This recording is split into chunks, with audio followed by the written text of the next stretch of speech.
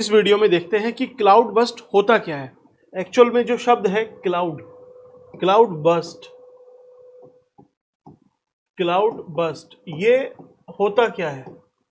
बादल का फटना। तो बादल एक्चुअल में कैसे फटते हैं, किसको हम बादल फटना कहा जाता है, उसके अलग अलग कारण क्या है, और जो ह्यूमन के फैक्टर हैं उसको भी एक बार अच्छे से देखते हैं।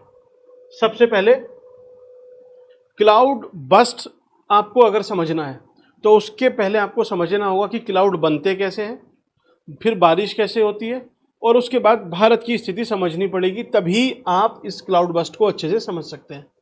सो पहली चीज, जो पहली शर्त होती है वो होती है कहीं भी किसी भी स्थान पे गर्मी है। ठीक, गर्मी है तो ये जो जमीन है ये गर्म हो जाएगी। गर्म हो जाएगी तो जो हवाएं हैं वो हल्की हो जाती है, और हल्की हवा ऊपर उठती है, तो हवा ऊपर उठती जाती है।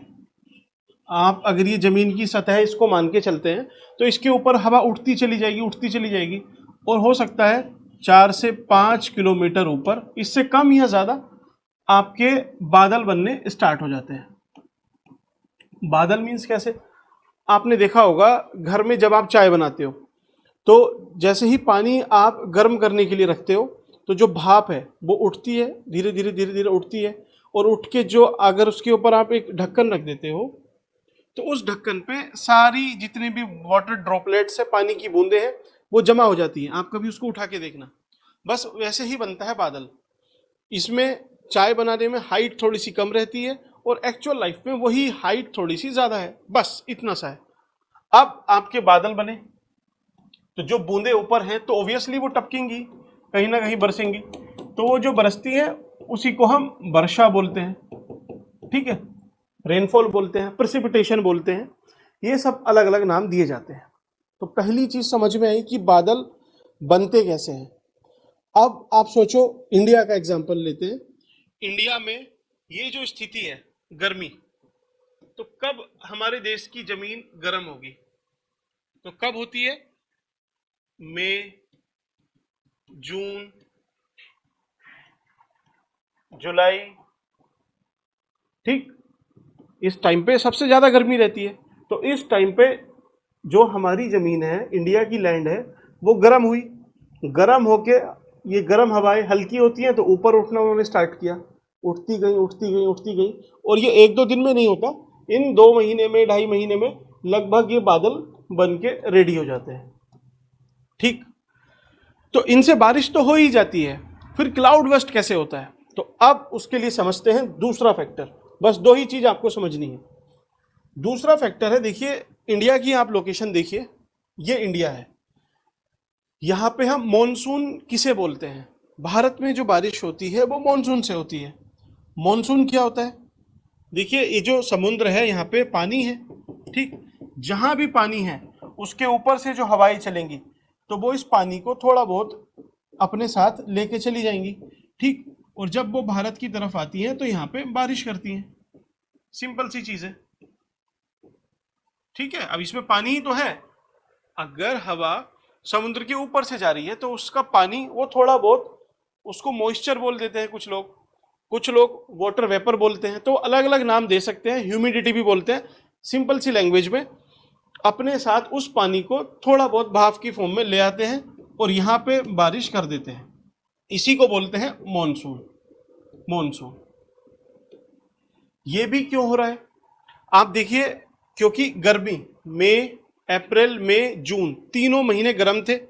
गर्म होने की वजह से जो हवाएं हैं वो अपना मूवमेंट करती हैं और वो इंडिया की तरफ आ जाती हैं, बारिश कर देती हैं। ये एक सिंपल सा समझिए, इसके पीछे बहुत सारी थ्योरी है, कोरोलिस फोर्स है, इक्वेटर है, वो सब नहीं, सिंपल सा यहाँ पे बारिश कर रहे हैं।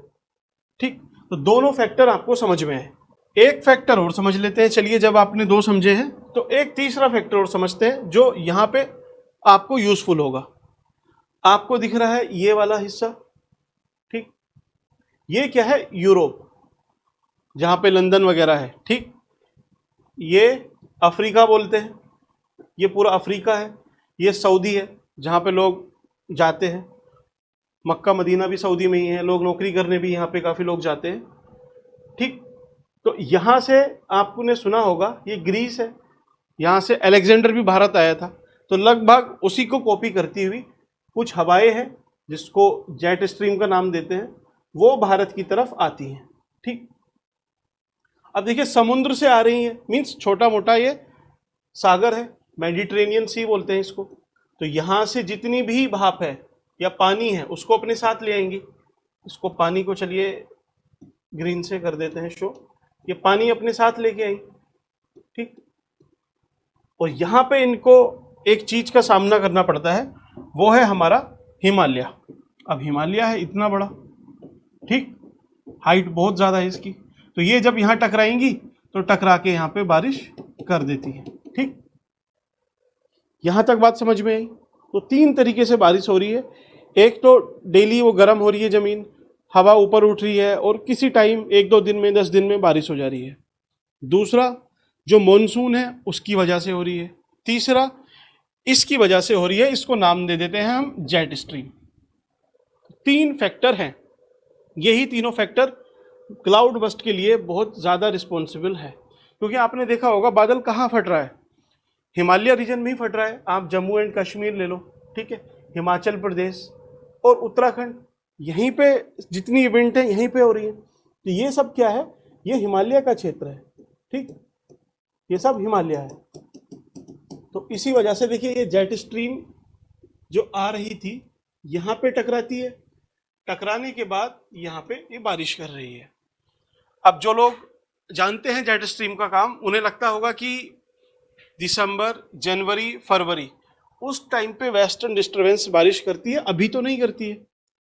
तो यही एक स्टडी में अब पाया गया है कि एक्चुअल में क्या हुआ है, जो बारिश ये दिसंबर, जनवरी, फरवरी उस टाइम पे करती थी, वो इसलिए करती थी क्योंकि इसकी एक स्ट्रीम हिमालय के ऊपर ना जाकर नीचे आ जाती थी। ठीक।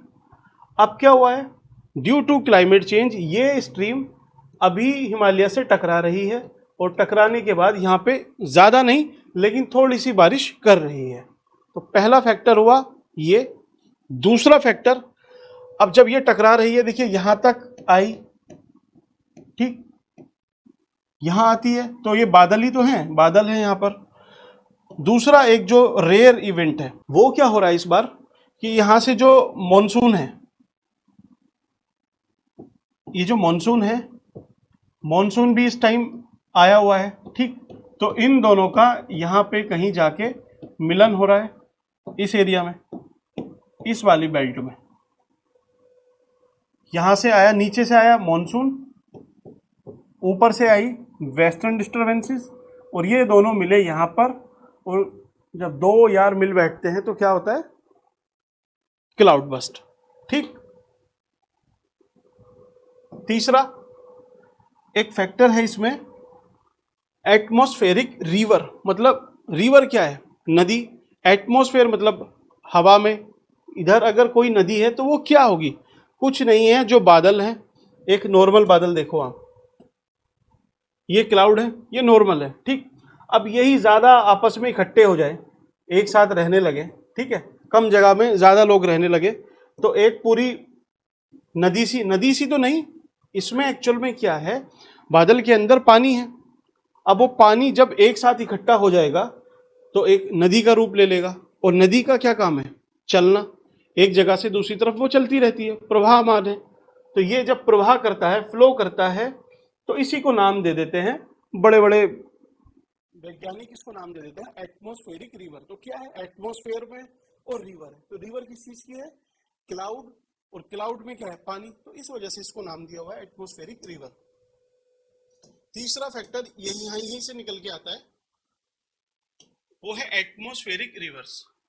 एटमॉस्फेरिक रिवर, ये देखिए कितना बड़ा चंक है, पानी ही है ये, पानी का इतना बड़ा चंक, जब जाके अगर कहीं पहाड़ है, जैसे अभी सहज धारा में आपने देखा, इसके पहले हिमाचल प्रदेश, मंडी और उत्तराखंड के अलग अलग रीजन में, हिमाचल में, जम्मू में, वहां पे हो रहा है। तो क्या हो रहा है, ये जो बादल है ये यहाँ पे टकराएगा इनसे जाके, जैसे ही टक्कर खाएगा तो ये सब पानी नीचे अपने गिरा देगा। ठीक, वही हो जाएगा क्लाउड बस्ट। तो वैज्ञानिक उसको क्या बोलते हैं कि कितना पानी गिरने को आप क्लाउड बर्स्ट बोलोगे, तो लगभग 10 सेंटीमीटर 1 घंटे में अगर पानी गिर जाता है, मतलब बारिश पड़ जाती है या फिर इतना पानी ऊपर से नीचे आता है, तो इसको हम क्लाउड बर्स्ट बोलते हैं। ठीक, धराली में जो इंसिडेंस हुआ ये देखना आप, इसमें अभी क्लैरिटी नहीं है किसी को भी कि क्या फैक्टर थे, लेकिन एक पॉसिबिलिटी है, क्योंकि इस बार रेयर इवेंट एक हो रही है कि जो वेस्टर्न डिस्टरबेंस है, जो भी आपको बताया था, वेस्टर्न डिस्टरबेंस एंड मॉनसून, ये दोनों आपस में क्लैश कर रहे हैं, एक जगह मिल रहे हैं, यहां पर मिल रहे हैं, तो उस वजह से हो सकता है वहां पे ज्यादा बारिश हुई हो, बारिश की वजह से इतना पानी, इतना मलबा, इतना मड नीचे आया। ठीक, तो इसी वजह से एक रिस्पॉन्सिबिलिटी दी जा रही है कि हाँ हो सकता है, बहुत सारे फैक्टर है वैसे, एवलांच भी बोलते हैं कुछ लोग, कुछ ग्लेशियर लेक आउटबर्स्ट फ्लड ग्लोव भी बोलते हैं, लेकिन एक फैक्टर ये भी है कि हो सकता है वहां पे बारिश ज्यादा हुई हो। तीसरा जो फैक्टर या फिर ये जो भी है, इसको आप नंबर दें, वो है टिहरी डैम। टिहरी डैम ही नहीं, आप हिमाचल देखो वहां भी डैम है, आप जम्मू एंड कश्मीर जाओगे वहां भी डैम है, और ऐसे ही उत्तराखंड में भी डैम है, और सबसे बड़ा तो ये टिहरी है। आप देखिए इतना पानी है, इतना पानी जब ये डेली ऊपर उठता है गर्मी की वजह से, ठीक, तो ऑब्वियसली यहाँ छोटे मोटे क्लाउड तो ये बनाता ही है, और मॉनसून सीजन में जब इन बादलों के पास पहले से ही पानी है, इनके पास ऑलरेडी पानी है और नीचे का भी इनको पानी मिल जाता है, तो इससे डबल इनकी स्ट्रेंथ हो जाती है, और क्लाउड बस्ट का खतरा, डेंजर या खतरा बढ़ जाता है। और एक मोस्ट इंपॉर्टेंट फैक्टर इसको भी कंसिडर किया जा रहा है कि डैम की वजह से, ज़्यादा पानी होने की वजह से ज़्यादा पानी एटमॉस्फेयर में चला जाता है, और उसी की वजह से वहां पे क्लाउड बस्ट की इवेंट हो रही है। ठीक, अब क्लाउड बस्ट तो देखिए वो हमारे हाथ में है ही नहीं, वो किसी के भी हाथ में नहीं है कि हाँ क्लाउड बस्ट होना, कह नहीं सकते कुछ भी, आप उसको रोक नहीं सकते हो, प्रिडिक्ट भी शायद ही कर सकते हो, नहीं कर सकते अभी तक, लेकिन जो बचाव है वो तो किया जा सकता है, लेकिन उसमें भी अभी कमी है। अब देखिए कहीं पे क्लाउड बस्ट हुआ, सपोज हिमाचल में हुआ, उत्तराखंड में हुआ, ज्यादा पानी हुआ, तो वो पानी किधर जाएगा, आसपास के एरिया में, पंजाब में जाएगा, यूपी में आएगा, ठीक है, दिल्ली, इन सब क्षेत्र में ही आएगा।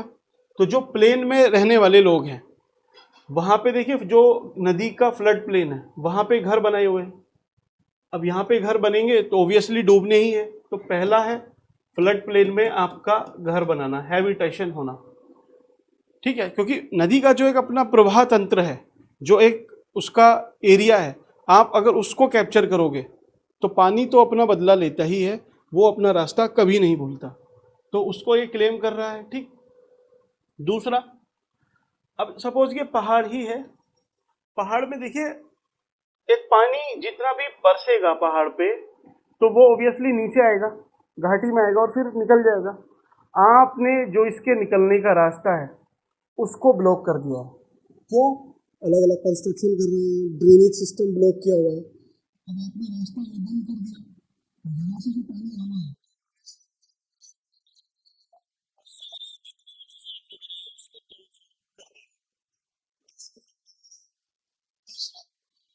आप सभी को होटल अगर चाहिए पहाड़ पे जाते हैं तो पहला उनका रहता है कि हिल साइड में हम घर रूम लेंगे, ठीक, और रूम में भी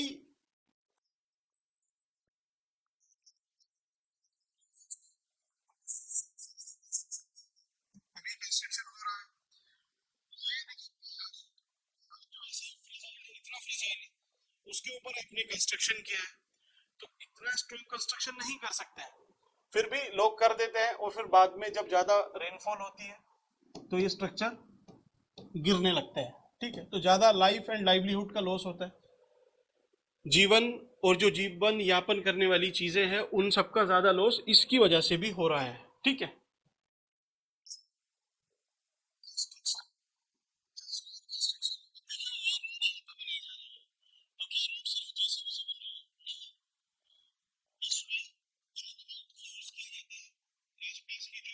जैसे कहीं पे टनल बनानी है तो उस एरिया को फॉलो करने के लिए डायनामाइट का यूज करेंगे।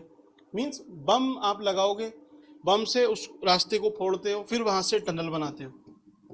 तो जब आप इतना खतरनाक खेल करोगे तो आसपास की जो एरिया है वो भी डैमेज होता है उससे, और उसी वजह से फिर ये पूरा जो पहाड़ है ये कमजोर हो जाएगा। कमजोर हो जाएगा तो कभी एक साथ एकदम नीचे गिर जाएगा। आपने वीडियोस देखे होंगे, हिमाचल प्रदेश में भी बहुत सारी वीडियोस आते हैं कि पूरा का पूरा पहाड़ ऐसे नीचे गिर रहा है। तो ये सारे फैक्टर हैं। बाकी जो प्रकृति है, और प्रकृति अपना बदला जरूर लेती है, जिसको हम आपदा बोलते हैं, लेकिन आपदा जैसा कि आप देख सकते हैं वही क्षण है जब इंसान का असली चरित्र और उसकी सच्ची प्रकृति सामने आती है। ये आपदा प्राकृतिक तो है ही, आप अपने जीवन में भी देखो, हमारे जीवन में भी देखो। जब आपका सही कैरेक्टर टेस्ट करना है तो डिजास्टर उसको बहुत अच्छे से टेस्ट करता है। आप एक चीज देखो, कहीं पे कोई स्ट्रॉन्ग पत्थर है और कुछ आसपास कमजोर पत्थर है, आपदा आई, क्लाउड बस्ट हुआ, तो जो छोटे मोटे पत्थर है वो सब बह के चले जाएंगे, इधर उधर हो जाएंगे, खत्म हो जाएंगे। लेकिन जो सॉलिड चीज है वो वहीं पे रुकी रहती है। आपको लगेगा कि अच्छा बहुत बहुत बड़े पत्थर भी बह जाते हैं, तो उसमें भी जो सबसे सॉलिड होगा कुछ तो होगा जो वहीं पे रहेगा। तो जो सॉलिड है वो वहीं पे रह जाना है। बाकी जो ट्रू नेचर है, जो प्रकृति है, वो भी आपकी वो रिवील करती है। जैसे आपने 10 ब्रिज बनाए, 10 में 8 में करप्शन हुआ, खराब माल डाला, और 2 ब्रिज एकदम ईमानदारी से बढ़िया से बनाए। कहीं क्लाउड बस्ट हुआ, बारिश हुई, बारिश के बाद वो सारे 8 के 8 बह गए, लेकिन जो 2 थे वो बचे हुए। तो वो दिखाता है आपकी प्रकृति भी कि आपको बनाया कैसे है, आपका ट्रू नेचर क्या है, और आप क्या हो, उसको भी वो रिवील करता है। तो चलिए, नेचर नोज द बेस्ट। जो प्रकृति है वो सबसे अच्छी चीज जानती है, और हम सब ने प्रकृति से ही सब कुछ सीखा है, उसी से सीख के सब कुछ अपना बनाया है। एक वर्ड यूज होता है बायो मिमिकिंग, और एक इकोलॉजिस्ट थे बैरी कोमनर इन 1960, उन्होंने बोला था कि नेचर नोज द बेस्ट। इंसान कुछ भी ऐसा नहीं है कि अच्छे से जानता हो, प्रकृति है जो सब कुछ अच्छे से जानती है। सो मिलते हैं आपसे नेक्स्ट वीडियो में। Thank you.